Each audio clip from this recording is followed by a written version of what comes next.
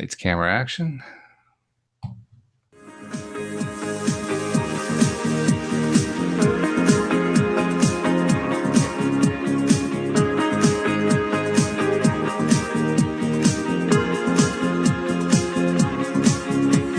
Welcome to LOA Today. I'm Walt Thiessen here with life coach Cindie Chavez. Today is Wednesday, August the 21st, 2019. It is 4 p.m. in New York, and that's 1 p.m. Los Angeles time. And that would make it 9 p.m. London time, and I believe 5 a.m. in Tokyo, 6 a.m. in Sydney. But wherever you are in the world, thank you for joining us for another episode of LOA Today, your daily dose of happy, and happy Neville Day. It's Neville Day. Here on LOA Today, we get to do Neville Goddard every Wednesday. So we're glad that you're able to join us. And we are doing his magnum opus, Law and the Promise. Yeah. And it has proven to be the equal of every other book of his that we've done. We haven't done all of them yet, but I think we've done, 6 of them out of the group, something like that. Yeah, we've done most of them, actually.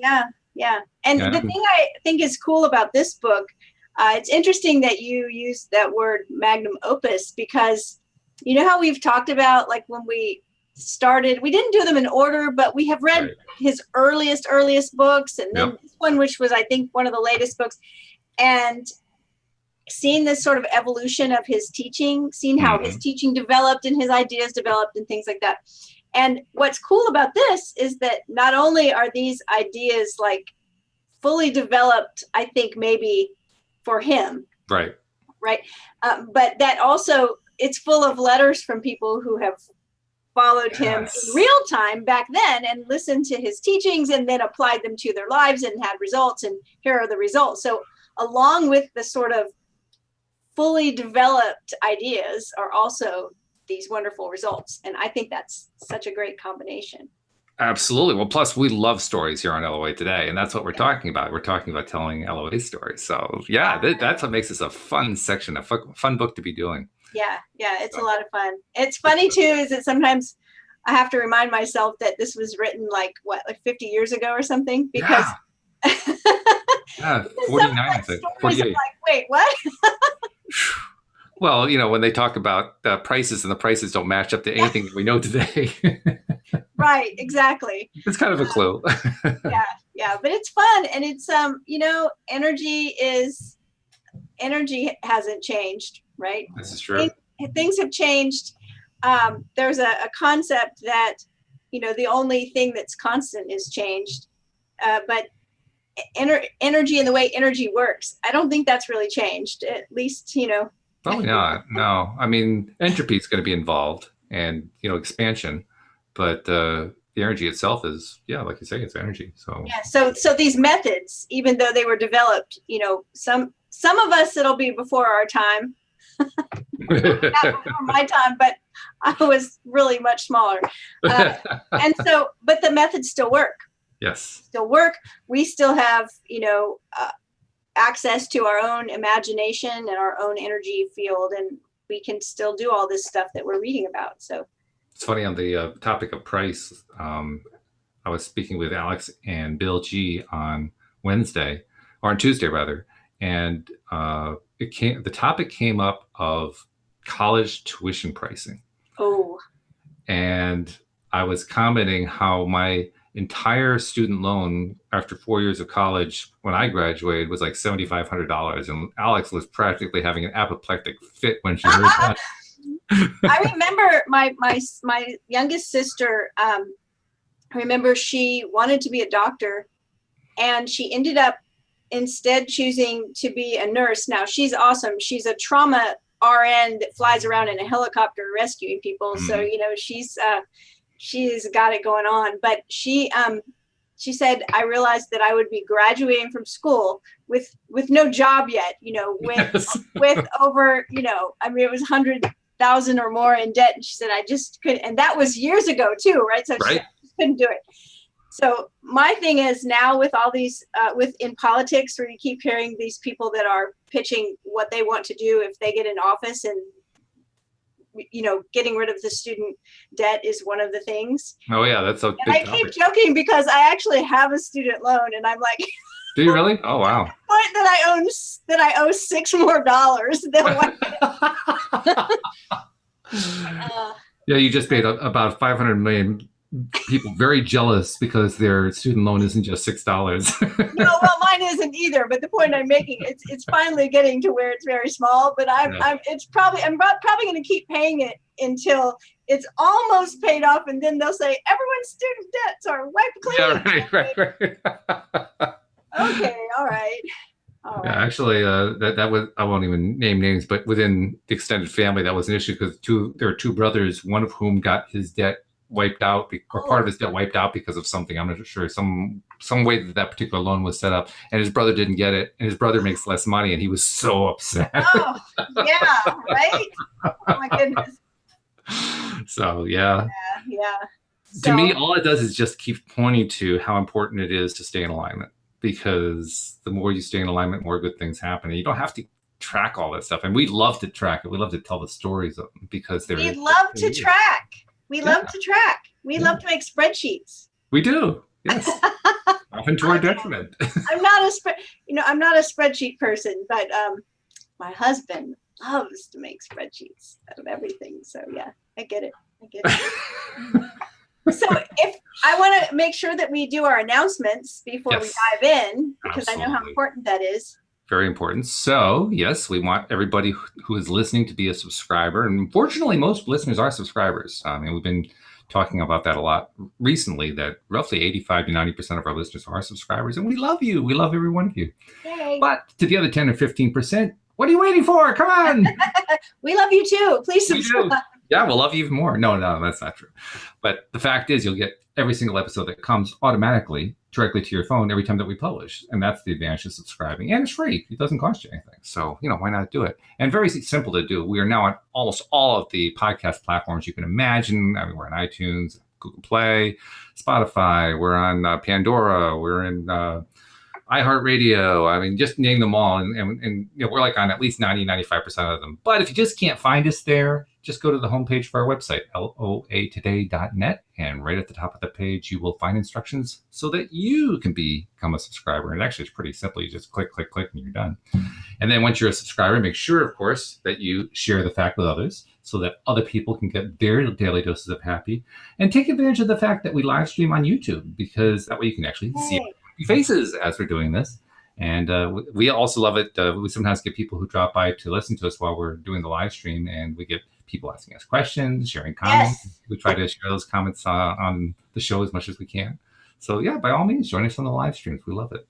I was going to say, that's the best thing about the live stream is that we can answer questions. And I love that. I love when we get questions. Yeah, we haven't had any Neville questions lately. We need some Neville questions. So why don't we the Wednesday live streams and join us? Well, I think that's because a lot of the people that follow us for Neville, and I mean, because we have people that specifically listen and love hearing Neville. And I think that, maybe they're getting it. They don't have questions because. Well, I mean, I have realized that for quite some time. We have very, very sharp listeners.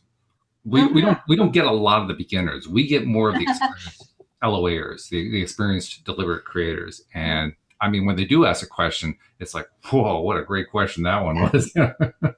Yeah, but whatever your questions are, it doesn't matter. Like, if you're just starting out and this is all completely new to you, or if you're an old Neville pro or a law of attraction pro and this stuff is elementary to you and you can teach us something, it doesn't matter where you are, just like we'd love to hear from you through, email contact forms or through the live stream questions or however you get a hold of us. Like, we love hearing from you and hearing your ideas and your questions and your comments, because I think that always helps us make a better show. So absolutely. Well, it's also how I do my personal growth. I mean, I've learned a lot just by talking to you and to the life coaches that I do this with, but also very often the commentary from the listeners. I learned from that too.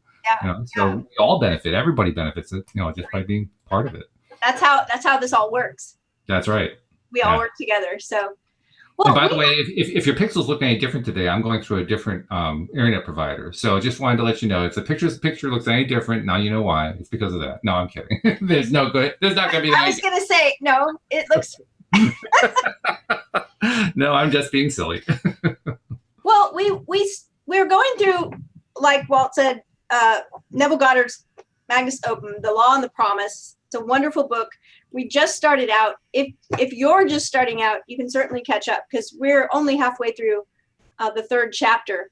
Right. But we just read a story last week about a woman that went on a date. And of course, this was before all of the wonderful technology that we have now. Like I was telling the story, the night I met my husband, we talked for maybe an hour at an event we were at. And, you know, I left the event and got home and saw that he had given me a friend request on Facebook, right? But that didn't happen 50 years ago. And we read this story about this woman that she wasn't even sure that this blind date that she'd been on, she wasn't even sure he would remember her name. I don't know what that says, but she began to imagine that she was married to him. And of course, you know, the success story happened. They did get married. But I wanted to start a little after that. Well, Neville is commenting on the results. Right. And he says, by using her imagination radically instead of conservatively.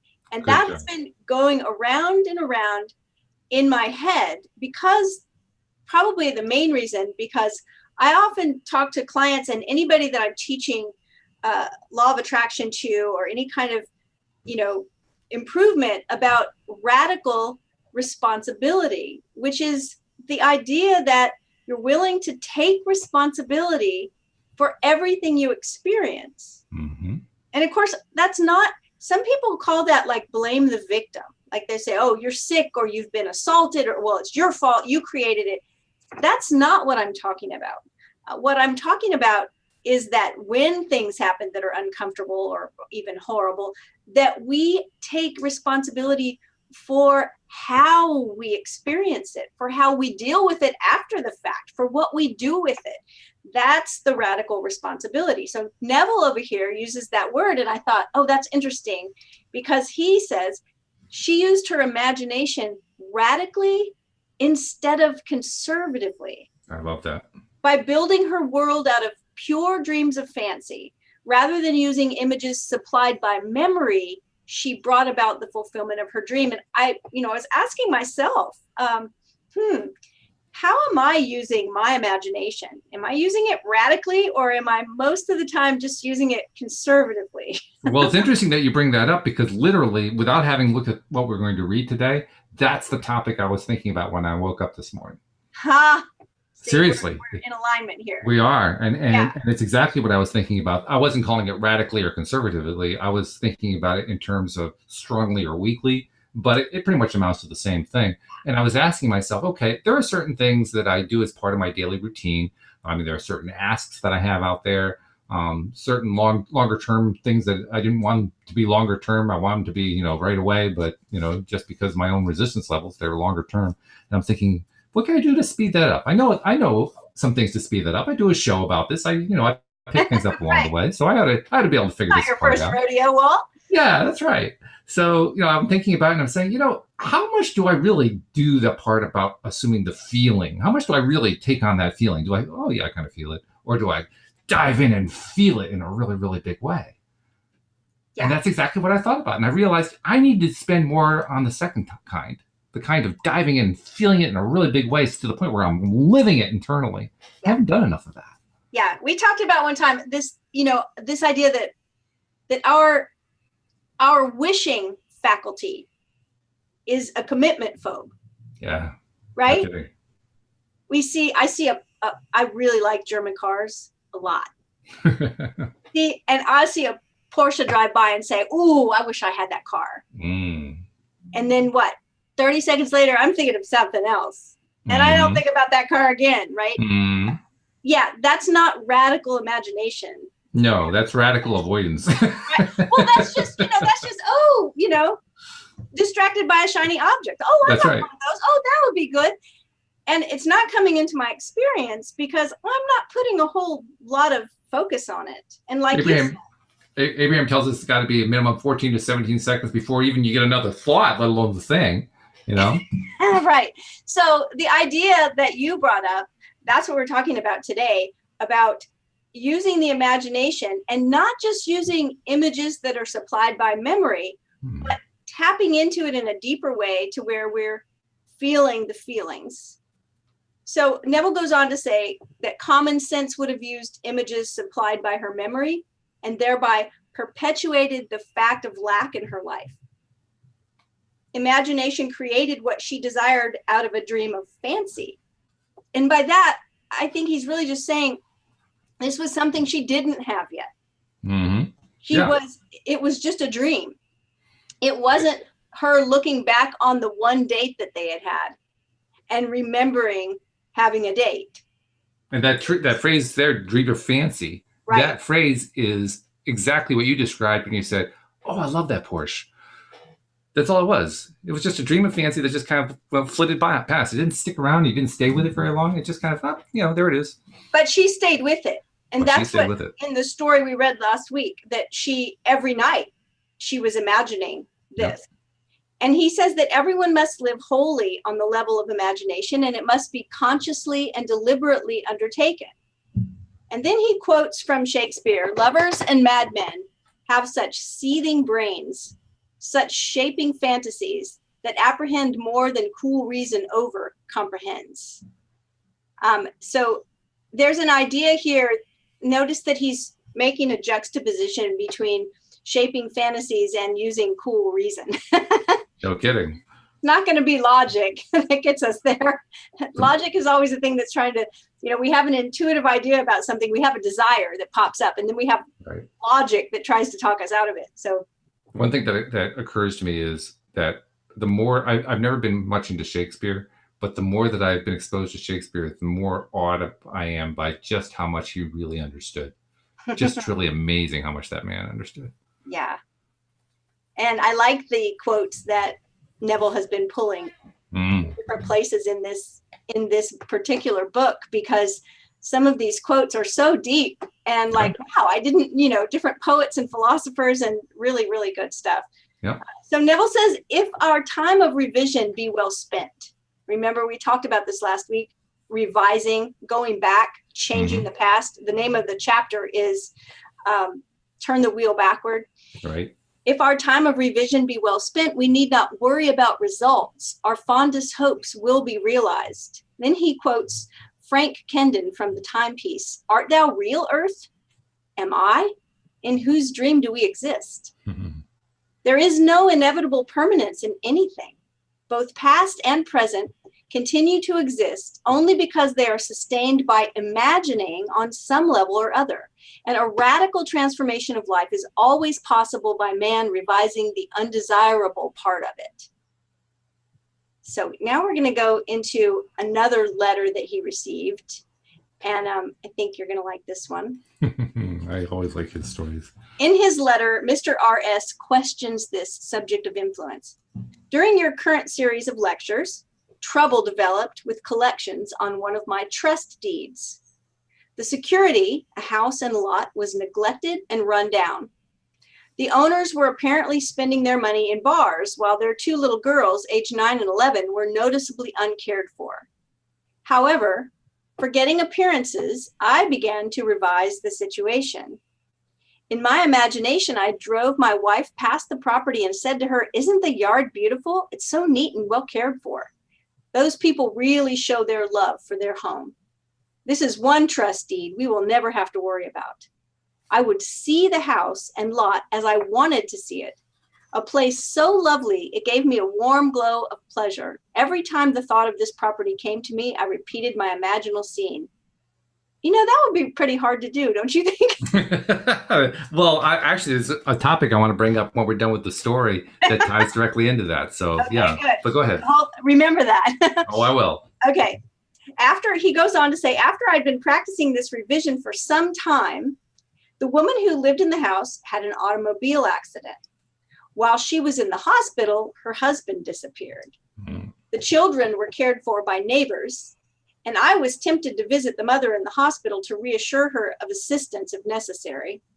But how could I, when my imaginary scene implied that she and her family were happy, successful, and obviously contented? So I did nothing but my daily revision. A short while after leaving the hospital, the woman and her two daughters disappeared also. Payments were sent in on the property, and a few months later, she reappeared with a wedding certificate and a new husband. At this writing, all payments are right up to date. The two little girls are obviously happy and well cared for, and a room has been added to the property by the owners, giving our trust deed additional security. It was mighty nice to solve my problem without threats, unkind words, eviction, or worry about the little girls. But was there something in my imagining that sent that woman to the hospital? Yeah, so many great things going on here, including that last question, because it's a good question to raise. Yeah. The other thought that was coming through my mind is it actually got kind of spurred by something I saw on Facebook. Somebody objected to somebody else's post, and I guess the post was about, oh, geez, I don't remember what the post was about. But anyway, this person was answering the post, whatever it was. I don't remember what the topic was. And the person said, I really think the most important thing that can possibly happen in life is that we always tell the truth. And as soon as they wrote that and I saw it, I said to myself, this is a deliberate creation law of attraction Facebook page.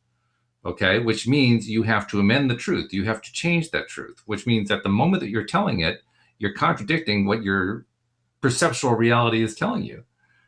So is that no longer telling the truth? And if so, how do you reconcile that? That's a good question. I mean, I'm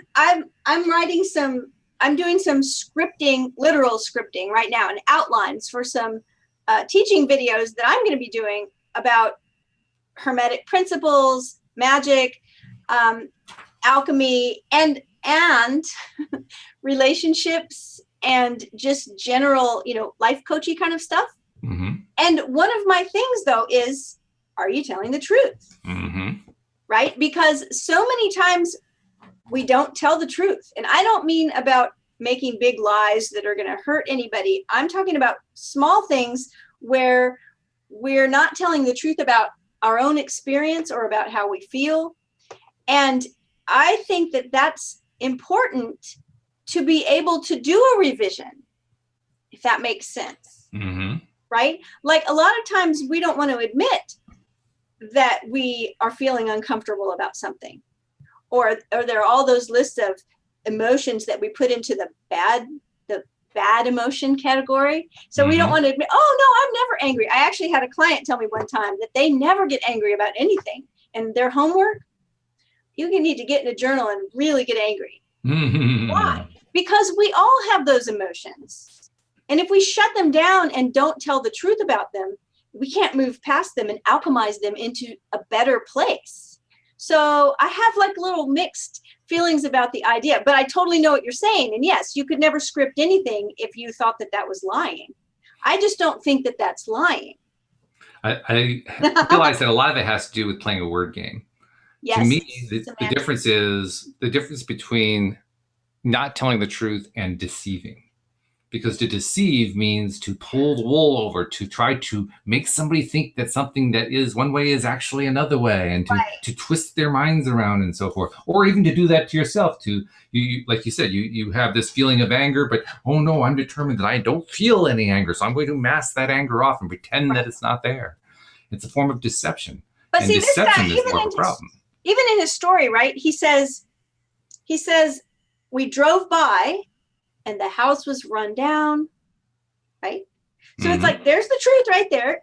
The truth, right? That's I mean, he's telling what he saw, and didn't make him happy to see the house run down. Right.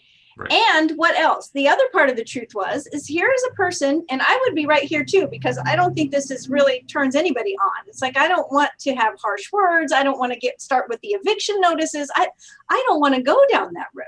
Right. So the truth is, the people are neglecting the property as well as the children. My property is not being paid. It's all run down. That's all truth. Mm-hmm. The other part of the truth is, I don't want to deal with this in a way that's really uncomfortable for everybody. So how am I going to deal with it? I'm going to see a different picture. And this is truth as well. What is the truth? The truth is that when I drive by, in my imagination, I'm imagining it looking the way I want it to look. Mm-hmm. So I don't see any lies going on here, right? But I see a full picture of the truth. The truth of what's going on in reality, and the truth of what I want to see. Mm-hmm. Yeah. I mean, I think that's true. Is that what you're seeing as well? Yeah, I mean, I was going to summarize it again, playing the word games. Deception is the thing that I try to avoid doing because I don't like the idea. If this is me, this is my own choice. I don't like the idea of deceiving Right. somebody else. I don't like the idea of somebody else trying to deceive me. I like them working with me rather than against me, and vice versa. But I also appreciate that truth is more accurately understood as perception. What do I perceive? Right. That is what is my truth. Right. And my truth can change based on how I change my perception because I am in control of my perception at all times. When you change the way you look at things, the things you look at change. Exactly it. Exactly it. So when I understand truth in terms of perception and what perception is, now truth all of a sudden falls into a nice alignment and everything starts to make sense. Yeah. When I try to turn it into an objective truth, which is based on the idea of not one particular perception, but sort of like this omnipresent perception, which I've never been able to define because it doesn't make any sense to me. But when you try to look at it from that objective perspective, that's where truth starts to get really, really sticky. Well, and what's interesting here is, and what I'm really interested in hearing what Neville says is that this guy recognizes the power of his imagination and what he created here, and then gets concerned that his acts sent somebody to the hospital. Right. So and I want to answer that. I think we should address that point because I think it's a very important point. A lot of people get worried about treating deliberate creation as if you could do it like you were doing. I don't want to misuse the term black magic, like you're casting evil spells or something like that. And whenever I hear somebody talk about that, I realize that they don't fully grasp what the attract part means in law of attraction.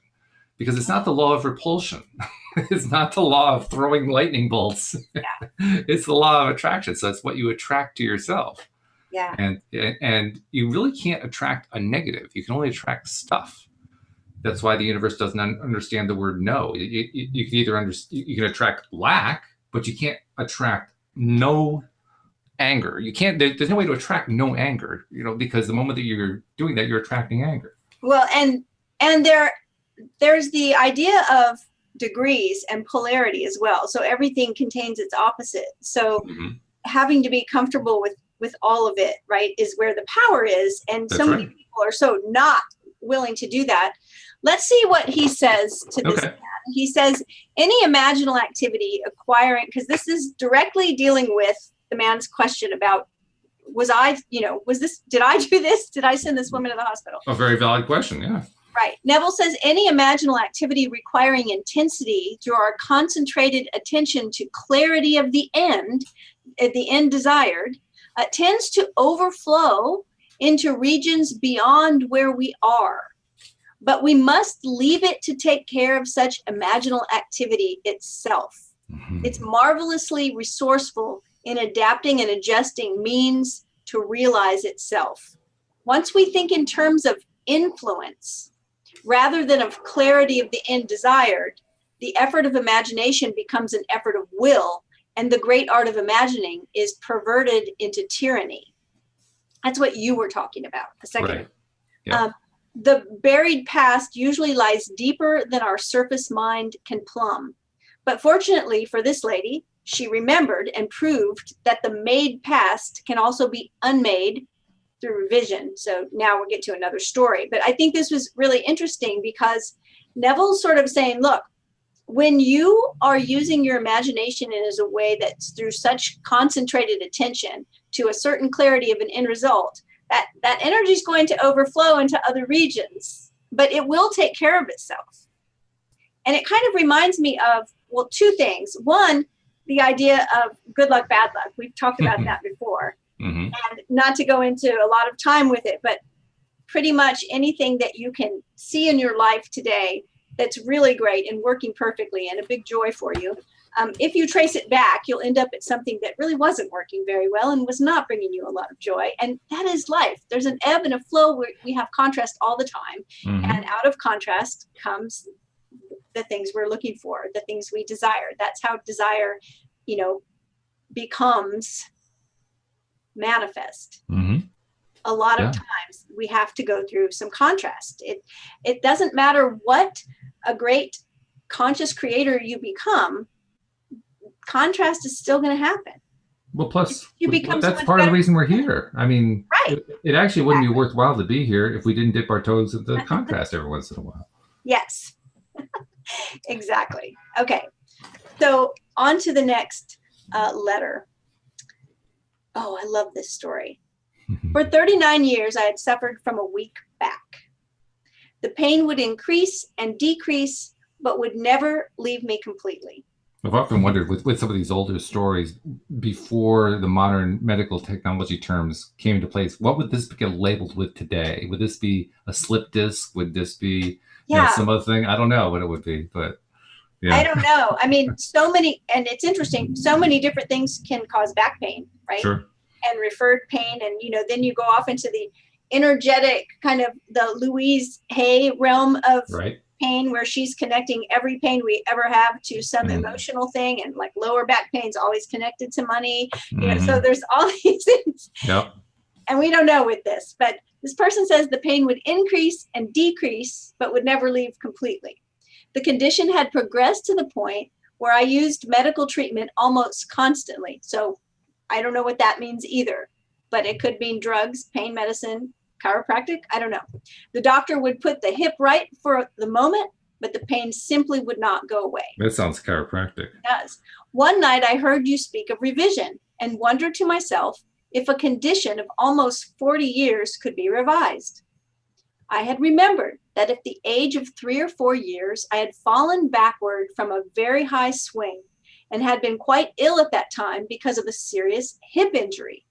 From that time on, I had never been completely free from pain and had paid many a dollar to alleviate the condition to no avail. This year, during the month of August, the pain had become more intense, and one night I decided to test myself and attempt to revise that ancient accident which had been the cause of so much distress and pain and costly medical fees most of my adult life. If you hear that rumble, you have a little storm coming through. Thunder. Many nights passed before I could feel myself back to the age of childhood play. That's something to pay attention to in this story. It took him a while to get to the place, but he kept going for it. Every night he kept trying to feel himself back to the age of childhood play. Right. But I succeeded. One night I actually felt myself on that swing, feeling the rush of wind as the swing rose higher and higher. As the swing slowed down, I jumped forward, landing solidly and easily on my feet. In the imaginal action, I ran to my mother and insisted that she come watch what I could do. I did it again, jumping down from the swing and landing safely on my 2 feet. I repeated this imaginal act over and over until I fell asleep in the doing of it. Very cool. I like the cleverness of including, I think it's her mother in the scene so that she could keep playing out the scene and keep herself interested enough to stay in it. That was a great idea to do that. Yes. Within 2 days, the pain in my back and hip began to recede. And within 2 months, pain no longer existed for me. Wow. A condition that had plagued me for more than 39 years, that had cost a small fortune in attempted cure, was no more. You know what's so interesting? The initials are LH. I don't think it was Louise Hay, but that's true. Came to mind at the beginning of the reading, and then I looked down. Wait, was it her? So very interesting, and it reminds me of what I just did with my son, who had gotten in a bike wreck. He had missed the landing on his bike, and he had hurt his foot, and I had him imagine sticking the landing. He said, wow. Just keep imagining yourself going over the jump and sticking the landing. Every night when you're going to sleep, just imagine yourself over and over. Because he said, I've done this jump so many times and I never missed the landing. I don't know what happened. And he sent me a text about 3 days afterwards, because he could not walk on the foot. He sent me a text and said, unbelievably fast healing, and was back to work the 4th day. Wow. So very good. It's kind of funny. It's the same type of thing. It's like a miss the landing kind of thing. Anyone who's experienced using this kind of technique in order to heal yourself and gotten fast healing there are two things that I find that happened with me. One is you're amazed at it. You're amazed at how quickly it healed. But the other thing is, despite the fact that you have this experience, and yeah, I experienced it and I know it's real, I'll still find ways to doubt it. Those are the two things that amaze me. On the one hand, it was so quick, and on the other hand, I still doubt it. It's like, whoa. Well, that's kind of human nature, right? Because yeah. we have in our mind all of these set points, I guess, things that we consider normal, mm-hmm. right? Like we say, there's a saying about a head cold that says, it's 3 days coming, 3 days with you, 3 days going. Oh. Right? I mean, we have these little ideas. It's like this. We do the same thing with aging. People have certain years in their mind where they think, oh, that's when, like my eye doctor was always so shocked that I didn't need reading glasses. Mm-hmm. Well, because I was a certain age, and for sure I need reading glasses, and I didn't need reading glasses. But all of those come in through ideas we hear from other people, from doctors, from whatever. And I think sometimes we're not even really conscious of them. We just have all these ideas of what certain things mean. And so, that's the allocation of meaning. Like we get to decide what that means. But there's still part of that. That's that logical brain that argues with us, right? We're like, can't believe how fast it's healed. I'm all healed up. And the logical brain's like, yeah, you're probably not really. Or you didn't actually do it. It just kind of happened. It was going to happen anyway. Whatever. I always say, if it's that idea of like, oh, well, this would have happened anyway. I go, okay. If I'm creating everything, then what's the difference how I did it? All right. Okay. That's good. That's a good response. I like that. That's a great example of how you talked about responsibility early on, and how it's all about what responsibility we're going to take and literally how we're going to respond, which is the root of responsibility. People don't think about it that way. Yeah, like you said, we tend to think about it in terms of blame, and that's really not what responsibility is. No. Responsibility has nothing to do with blame. It has to do with responding. Right. And how you're going to think about something, and how you're going to feel about it, and what are you deciding?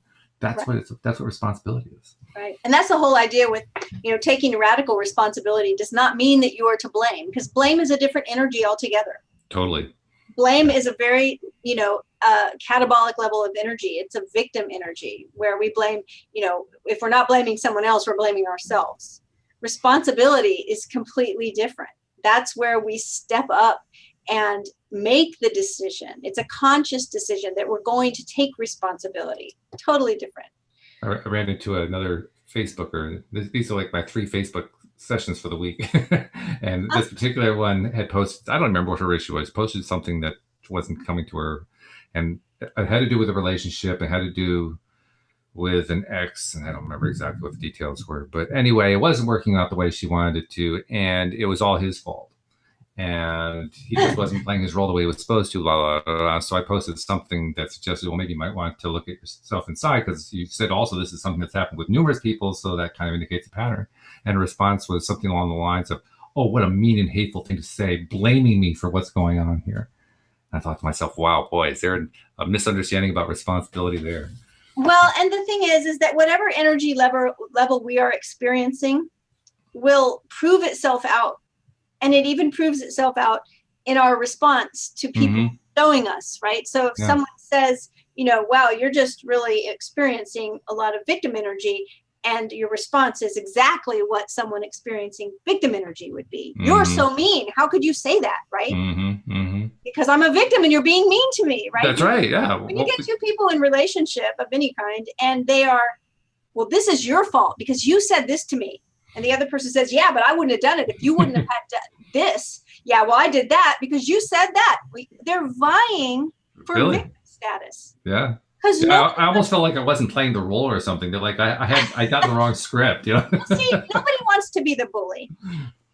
So we always usually vie for victim status. No, it's your fault. You're the bully, not me. Right.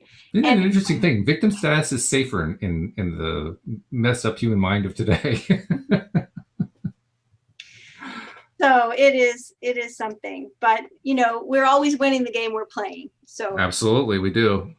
Okay, so let's see if we can get through this chapter. I think we can. I think we can do it.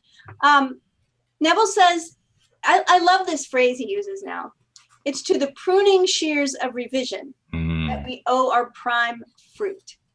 I love the pruning shears of revision. Going back, I think of working in the garden and pruning off all the dead stuff. You have a gardening business, or your wife does. So, you know what that is that you're going out, and anything that's not useful or that's kind of growing out into an area we don't want it to grow, we prune that away. And that's exactly what we're doing, what Neville's telling us to do in this revision. This is what this man did as he drove by his rundown property. In his imagination, he got rid of all of those symptoms of the rundown property that he didn't want to see. Right. So man and his past are one continuous structure. This structure contains all of the past, which has been conserved and still operates below the threshold of his senses to influence the present and the future of his life. Really powerful paragraph there. That's everything. That's everything in our past. It's still operating below the threshold of our senses, and it influences our present and our future. That's why we all have areas that are wounded and areas that get triggered, because we're carrying all of that with us. He says the whole is carrying all of its contents with it. Any alteration of content will result in an alteration in the present and the future. The first act of correction or cure is always revise. If the past can be recreated into the present, so can the revised past. And thus the revised past appears within the very heart of her present life. Not fate, but a revised past brought her good fortune. It's an interesting thing to talk about all of this stuff, to be a person into law of attraction, to be somebody who is a deliberate creator, and trying to get our heads around how all this works. And then we try some stuff and, well, that didn't quite work. And then we get this feedback. Oh, okay, I have to add this to my understanding. And as that process goes on, I think that's where a lot of the contents that he's talking about comes from. The stuff that we carry around from us. I mean, it's certainly not the only source. There's all the stuff that we went through in our past lives, or earlier on in our lifetimes, rather. Right. But we also carry around this stuff as we're trying to learn. The new process. And in the process of doing that, and I think it actually gets stored in our bodies. So our bodies start to absorb this stuff, and we can actually get to a point where we feel like we're stuck. And that happens a lot. We get stuck. We get emotionally stuck on stuff, and then we can't understand why we can't get unstuck. And I'm not trying to lead up to a specific point. It's just that struck me when you read that's really part of what Neville was talking about. He didn't necessarily have that in mind when he wrote it, but it certainly fits what he was saying. It's something that I don't do often enough, but I have been attempting to make it more of a conscious practice that happens more often. And that is in my quiet time, in my time of meditation, sometimes in my time of falling asleep, I actually go back into the past and find myself at a point when I was struggling and tell myself, everything's going to be fine. Don't worry about this. And there's this kind of time traveling loop, because can you look back and remember a time when you were really concerned, really worried about something, and then found a place of peace, right? Maybe later that day, maybe the next week, where maybe nothing really outwardly changed, but suddenly you were like, you had that acceptance where you said, okay, you know what? Everything's going to be fine. I'm going to be fine. I always think, you know what that is? That's me right now going back to myself 10 years ago and saying, you're going to do fine. Why not? Fine. Yeah, and so what I recognize is that the more often I do that now, the more it becomes a habit now, the more my self that's 10 years in the future will be coming back to take care of me right now. That's some good, really woo-woo stuff, isn't it? Yeah, that's good, though. That's actually very similar to what Bill and Alex and I talked about yesterday, because we actually explored the idea, well, if we were going to go back and talk to our younger selves, what would we say to our younger selves? Yeah, that's it. Yeah, and we had that conversation. It was a good conversation. Specifically, sometimes we'll specifically go back to a time that was trouble, back to a time that I was worried, back to a time where I was uncertain, and say, kid, you're doing great and you're going to be fine. Believe me, I know. I'm from the future. Yeah, right. Okay. Yep. So Neville says, make results and accomplishment the crucial test of true imagination, and your confidence in the power of imagination to create reality will grow gradually from your experiments with revision, confronted by experience. Only by this process of experiment can you realize the potential power of your awakened and controlled imagination. This is exactly what you were just talking about. Right. Is that in the process, we carry that process with us as well. We do. So we realize the potential there, and it gets easier and easier. That's a really key concept. It does get easier and easier. It gets partly because of what you talked about, because there's more and more interaction between future and present, or present and past, depending on how you want to look at it. But also just because what they say, practice makes perfect. The more you do something, the easier it gets. And that's just as true for this as for anything else. Yeah. And that's another reason to keep going. And keep going. So many people give up too soon. Yeah, weren't you talking last week about learning to draw? And you first day you're learning to draw, and it's terrible, and then you do it the next day and it's still terrible, and the third day it's getting slightly better, but it's still terrible, and you just keep doing it day after day after day, and then finally at some point you realize, wow, this looks a lot better. Yeah. So now Neville is quoting from the Christian Bible. We haven't had a lot of that in this book so far. No. He says, how much do you owe my master? He said, 100 measures of oil. And he said to him, take your bill and sit down quickly and write 50. This parable of the unjust steward urges us to mentally falsify the facts of life, to alter a theme already in being. By means of such imaginative falsehoods, a man acquires friends. As each day falls, mentally revise the facts of life and make them conform to events well worthy of recall. Tomorrow we'll take up the altered pattern and go forward until at length it is realized on the heights of attainment. The reader will find it worthwhile to follow these clues. Imaginal construction of scenes implying the wish fulfilled, and imaginative participation in these scenes until tones of reality are reached.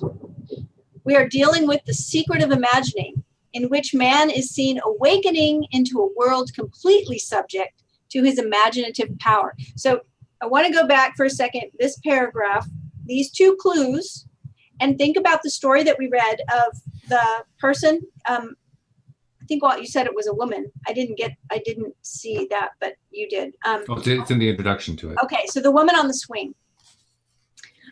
Imaginal construction of scenes implying the wish fulfilled. So the implication of the wish fulfilled, which was to not have back pain, was the construction of a scene where the accident didn't take place. The accident that caused the resulting back pain. Right. And the imaginative participation in these scenes until tones of reality are reached. And I think that's really important to grasp that, because when we look back, even with this letter, this person said that it took several nights or many nights until they could actually feel what it felt like to be a child playing again. Right. And of course, this person was reaching back 39 years. So we change a lot in those 39 years. I think they said they were 3 or 4 years old when the accident happened. So sticking with it until, that word in this paragraph, until imaginative participation in these scenes until tones of reality are reached. So stick with it. And I like the phrase tones of reality, because tones of reality, I don't know what that evokes for you, but for me, if I'm doing a scene, I usually don't have much detail in my scene anyway, probably because I don't have great vision. My vision's not wonderful. So it's not easy for me to create a mental picture in my mind. But to the degree that I do, I have only very sparse details. And what he's saying is keep going until those details are filling in. That's what those tones of reality are. Those tones of reality are stuff becoming part of the picture in detail in a way that they weren't there before. what I think, can you see how dark it is? Does it look like I'm sitting in a cave? Because definitely the storm is affecting your visibility. Suddenly just got dark as night. Yeah. Well, what I think is interesting about this, that Neville uses the word tones, is that when I think of the word tones, I think of music, sounds, and sounds have a vibration. They do. A frequency. Tones have a frequency, which is why if you hit a tuning fork, all the instruments in the room will start vibrating on that frequency, right? And so when I saw this tones of reality. Uh-oh. Oh dear. Did we lose? I have a feeling we lost Cindie's connection. Well, that's not a good thing. All right. Well, I'm going to try to carry on a little bit with the discussion here until she returns. It looks like she's still connected because we still have a picture of her, but oh my goodness. Well, sorry about that. What does it say? Oh, the storm got her. That's right, Jeff. Jeffrey posted observing the same thing. The storm got her. Well, hopefully she'll be able to come back on, but if she can't, we'll just kind of try to finish it up ourselves. I'm not sure exactly what her point was that she was making, but where I wanted to go with it was, well, she was talking about the tones of reality as being sound, and that can certainly be true. I would say take it a step further. When you're talking about tones, there are lots of different kinds of tones. There are the audio tones, like she was talking about. There are visual tones, tones of color. Is she coming back? I don't know. No, I guess not. There are tones of touch. I mean, we don't normally tend to use the word tone that way, but touch can have a tonality to it. Flavor, there are tones of flavor. So all five senses, the word tone certainly plays a role. And I think there's also what you might call the sixth sense. There are tones of connection to whatever it is we're trying to connect to, in terms of connecting to our inner selves or connecting to the non-physical world, something along that line. And to the degree that such tones are, what am I trying to say?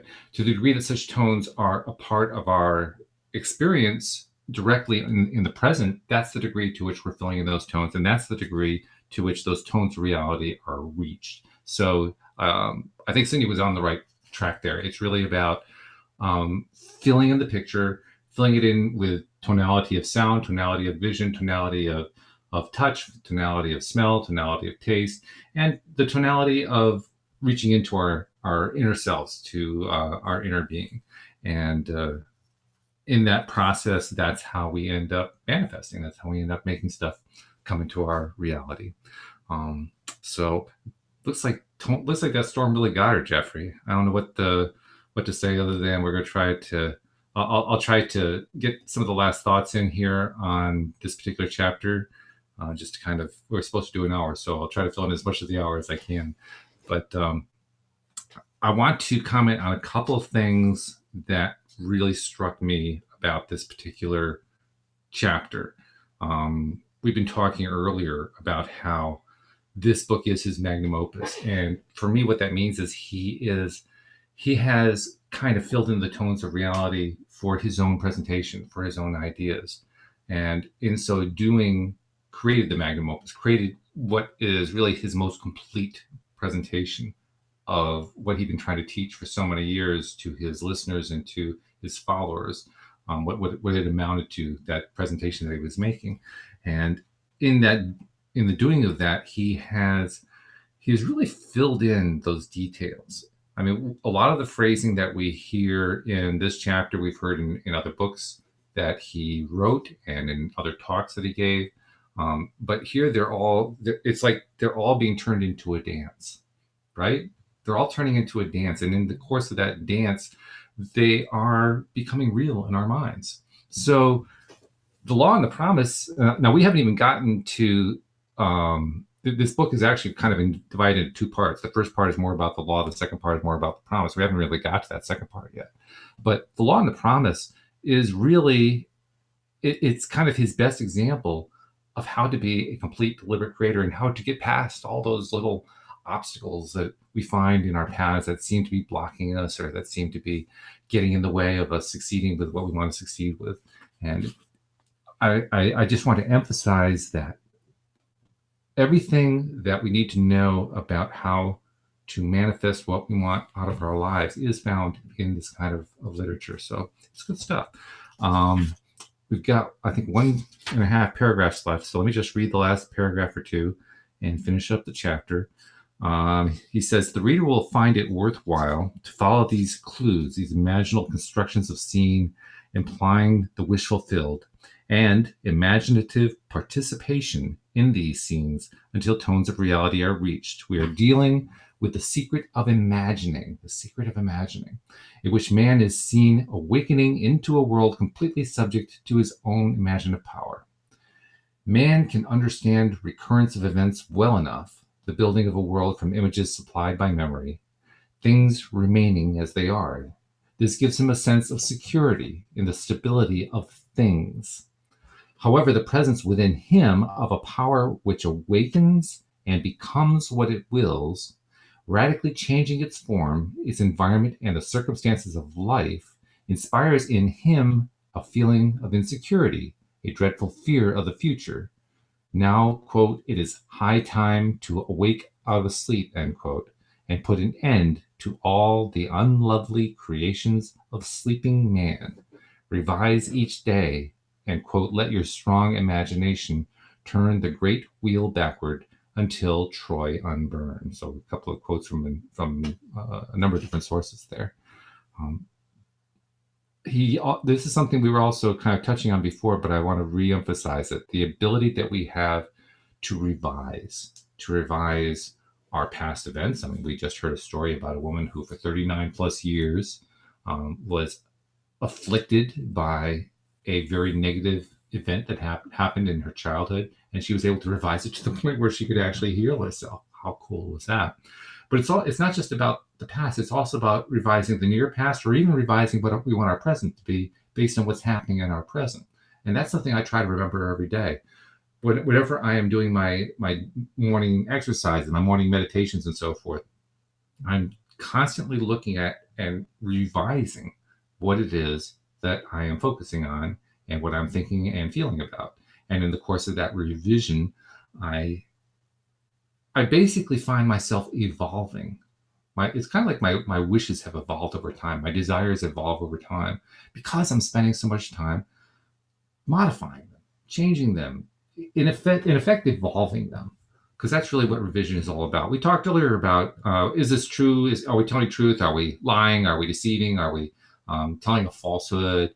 That kind of thing. What we're really doing is revising our reality. And in the course of revising that reality, we end up with the reality that's more in line with what it is we want to actually have our reality be. So cool stuff. I'm sorry that Cindie couldn't finish the chapter, but I'm sure she'll be back with us next week.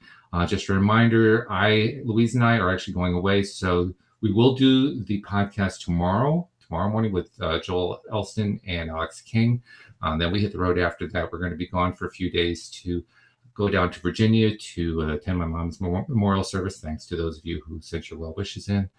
We will be back on late Tuesday, so we'll probably miss the Tuesday podcast. That means the next podcast that we will do after tomorrow morning's show will be next Neville Day, next Wednesday, when we go on to chapter 4 of The Law and the Promise. So thank you very much for tuning in. We're sorry that Cindie got knocked out, but you can count on the fact that she will be back next time. And we'll, of course, by the way, anybody who wants to reach out to her, feel free to contact her through her website, CindieChavez.com. I'm sure she'd love to hear from you. And thank you very much to our listeners and live streamers. Thank you, Jeffrey, for sticking with us through all this. Thank you to our podcast listeners as well. We will see you all next time here on LOA Today. Goodbye, everybody.